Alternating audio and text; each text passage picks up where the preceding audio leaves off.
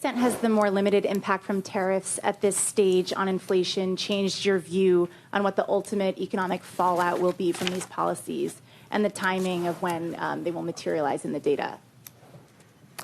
So we've had 3 months of favorable inflation readings since the high readings of January and February, and that's, of course, highly welcome news.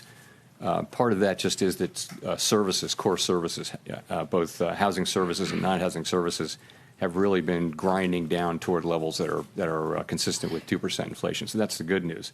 We've had goods inflation just moving up a bit, and of course we expect, as you point out, we do expect to see more of that over the course of the summer.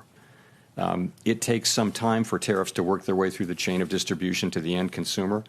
A good example of that would be goods being sold at retailers today may have been imported several months ago before tariffs were imposed. So we're beginning to see some effects, and we do expect to see more of them over coming months.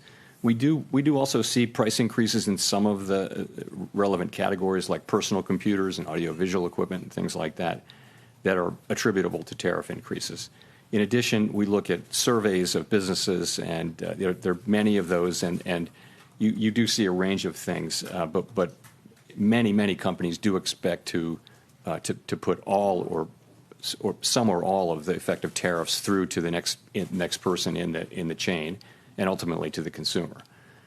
Today, the amount of the amount of the tariff effects, the size of the tariff effects, their duration and the time it will take are all highly uncertain. So that is why we think the appropriate thing to do is to hold where we are as we learn more.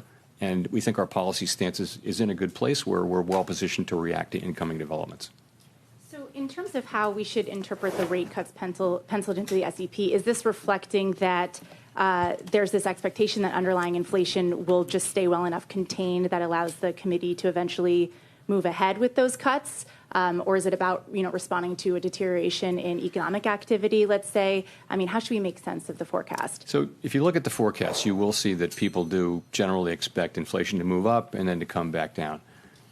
But we can't just assume that. Of course, we don't know that. And, our job is to make sure, one of our jobs is to make sure that a one-time increase in inflation doesn't turn into an inflation problem. And that, again, that will depend on the size of the effects, how long it takes for them to come in, and ultimately on keeping inflation expectations anchored.